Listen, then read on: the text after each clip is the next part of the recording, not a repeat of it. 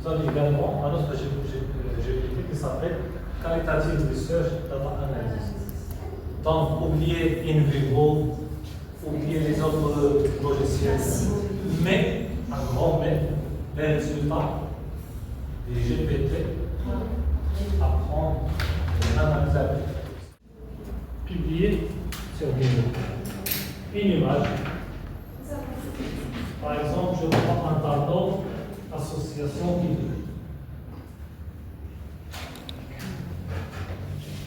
Je vais choisir un tableau publié. Je vais aller sur ChatGPT. Je vais coller l'image. Je colle l'image. Je vais lui dire, ainsi de suite. Après le fichier Excel, ça doit être un fichier bien sécurisé. Dès qu'on va renseigner les modalités de chaque barrière, comme ça, le calcul ça va être beaucoup plus vite. Il analyse les données, il peut même commenter les données. Oui.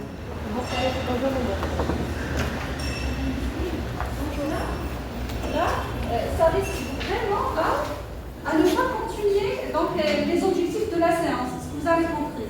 Donc, éviter de donner une grande quantité lorsqu'il s'agit des renforçateurs alimentaires ou bien une petite quantité. Lorsqu'on va renforcer avec des items, il faut donc contrôler le temps, la durée, d'accord? Donc voilà, on passe. Aussi, il faut bien utiliser les renforçateurs. Il faut toujours varier les renforçateurs. Pourquoi?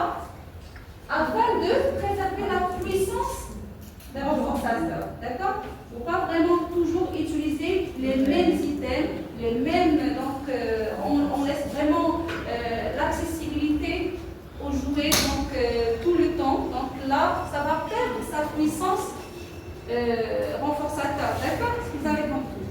Donc on doit toujours, cette semaine, par exemple, on va travailler avec ces items. Donc la deuxième semaine, selon l'enfant, il y a des enfants qui s'énuient rapidement. Donc peut-être que le matin, on va travailler avec ces items-là, l'après-midi avec d'autres items. Est-ce que vous avez compris? Donc on va toujours varier les items ou bien le renforçateur. Les syndicats également, toute personne normalement intéressée par la profession kiné doit s'asseoir pour tout simplement participer à la révision des descriptifs de formation.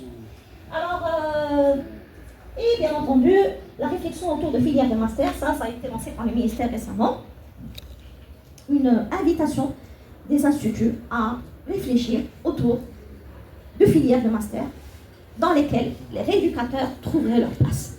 Simplifier la chose, à réaliser toutes les techniques de massage correctement, parce qu'on t'a appris dans la salle de TP à réaliser ça correctement, réaliser l'effleurage comme il se doit. Bien sûr, l'intégration de la simulation dans le processus de formation. Et donc maintenant le débat est ouvert. Si vous avez des questions, allez-y, on va les poser toutes sur les deux thématiques. Et on va... Justement, à cause de se mettre à la même, justement, on pose la question, que ce soit à ChatGPT ou à n'importe quelle plateforme. Et puis la conception, le cours final, on va retrouver au professeur X est la même que chez le professeur Y et chez la même professeur, je ne sais pas, à une matière X ou Y. Pour faire un cours, ça va être dangereux, un âge. Moi, je trouve que le meilleur cours, c'est pas un cours, parce que si on parle de la kinésithérapie, c'est un travail pratique. Hein, c'est de la pratique, c'est des techniques qu'on va montrer aux étudiants qui vont reproduire. C'est une très bonne approche qui peut aider les étudiants à assimiler plus la pratique en kiné. Et ma remarque, ma question, c'est est-ce qu'il y a des défis dans cette approche? C'est-à-dire puiser des informations ou des éléments dont il a besoin pour faire son cours. Je pense qu'un enseignant qui se base essentiellement sur l'IA pour réaliser son cours est un enseignant nul. Hein? Elle consiste à préserver le ligament d'origine. Les points forts, c'est une technique qui est moins invasive. Le LCA réparé conserve. Il y a un phénomène de régénération, il y a un phénomène de remodelage. Et même les lésions, elles sont de ce genre. Ce n'est pas comme l'adulte où la rupture entraîne. Les inconvénients, si le reliquat du LCA n'est pas assez long, c'est l'échec. Il ne faut pas faire cette technique. Quels sont les problèmes et les difficultés? Et là, c'est un passage vers le deuxième volet de la question. Donc, il y a une rupture de la corticale postérieure et c'est l'échec. Ça, c'est au niveau fémoral. Au niveau tibial maintenant.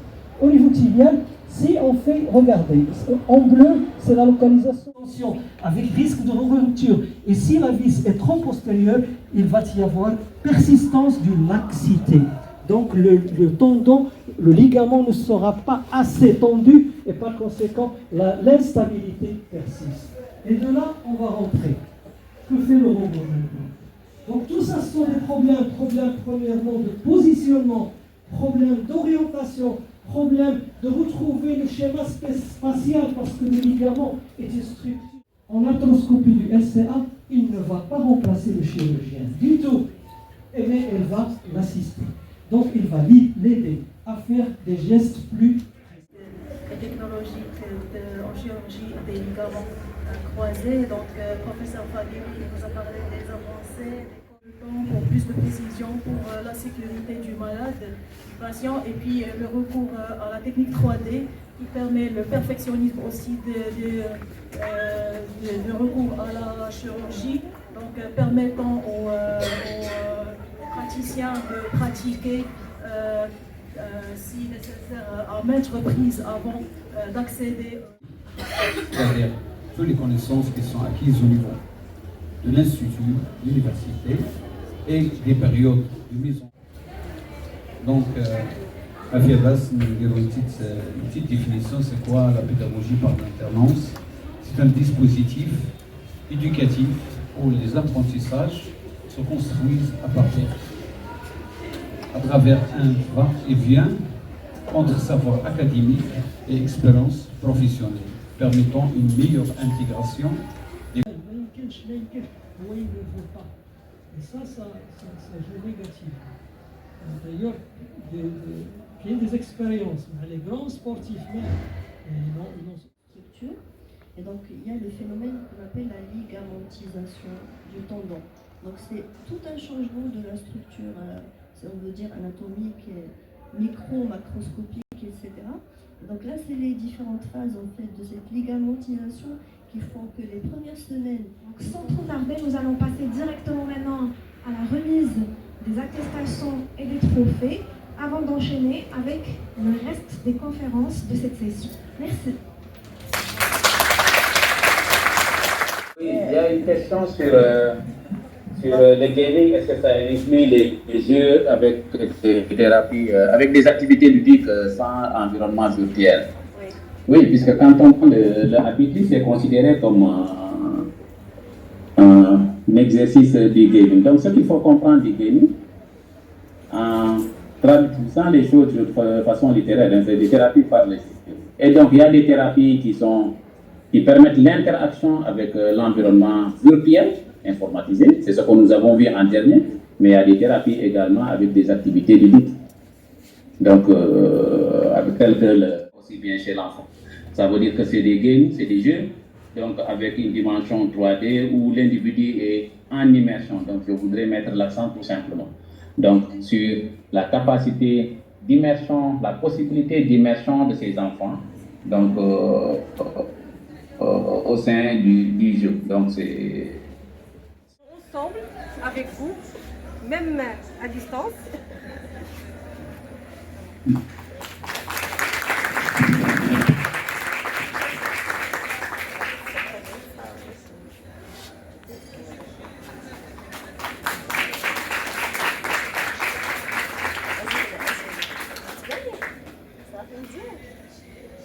Merci à vous et merci à tout le comité d'organisation et merci à mes chers maîtres du Maroc. Au plaisir de vous revoir sous peu.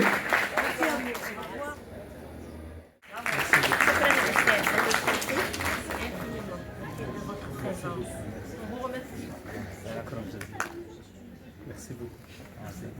Rachid Khoubel.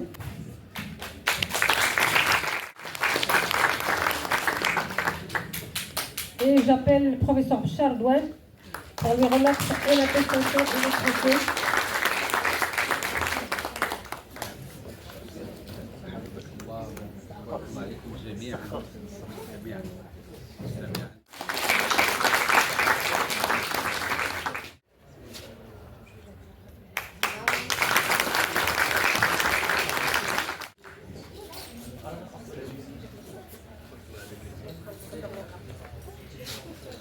J'aurais aimé vous présenter vous-même le trophée parce que vous méritez vraiment. Merci beaucoup.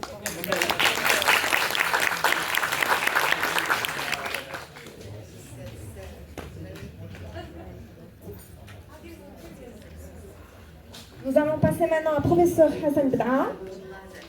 Et j'appelle professeur Mokhas pour lui remettre l'attestation et le trophée. Professeur Mokhas.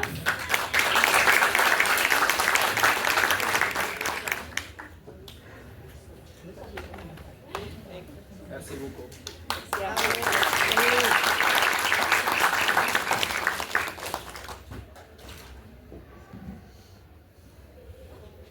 Merci pour l'organisation.